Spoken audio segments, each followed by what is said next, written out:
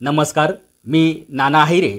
आवाज न्यूज मराठीमध्ये आपलं सर्वांचं मनपूर्वक स्वागत करतो. बघूया आजची महत्त्वाची बातमी. नवरात्र उत्सवासाठी देवींच्या मूर्ती बनवण्याचे काम अंतिम टप्प्यात. मूर्तींच्या किमतीत सुमारे 30% वाढ. नाशिकच्या नांदगाव तालुक्यात नवरात्र उत्सवासाठी देवींच्या मूर्ती बनवण्याचे काम अंतिम टप्प्यात आले असून यंदा मूर्तींच्या किमतीत सुमारे 30% वाढ झाल्याचे विक्रेत्यांनी सांगितले. दरम्यान आता प्लास्टर ऑफ पॅरिसवरील निर्बंध हटविल्याने कारागिरांना दिलासा मिळाला आहे. 2 फुटांपासून ते 8 फुटांपर्यंतच्या मूर्तींना मोठी मागणी आहे. मूर्तीवर कारागीर अखेरचा हात फिरवताना दिसत आहे. यंदाच्या नवरात्र उत्सवासाठी मूर्तीची मागणी लक्षात घेता कारखान्यात दुर्गादेवी, महालक्ष्मी, सप्तशृंगी देवी, अंबाबाई, रेणुकादेवी, तुळजाभवानी आणि कालिका माता अशा विविध मूर्ती विक्रीसाठी असल्याचे पाहायला मिळते.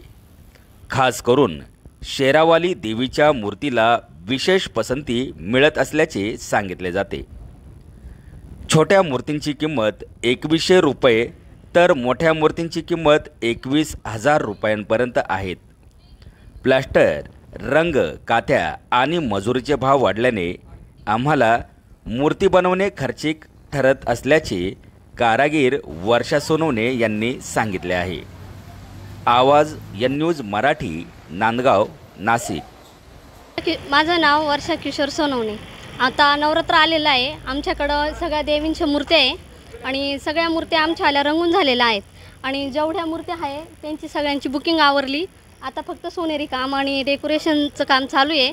आता ते जवळपास आवरलेलं आहे आणि आजच्या दिवसच आमचं हे काम चालू राहणार आहे, कारण आमचं सगळं काम आवरलेलं आहे याच्यावरलं. आणि हे डेकोरेशनचं सामान जे गजरे, नथ आम्ही जे लावतो ते थोडंसं आता हे माती ते थोडं महाग झालेलं आहे कलरिंगचं.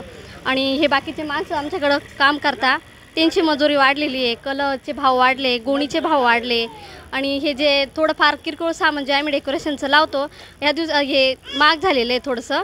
त्याच्यामुळं आम्हाला थोडंसं डेकोरेशनचं सामान आणायला याला त्याला थोडंसं जड वाटतं.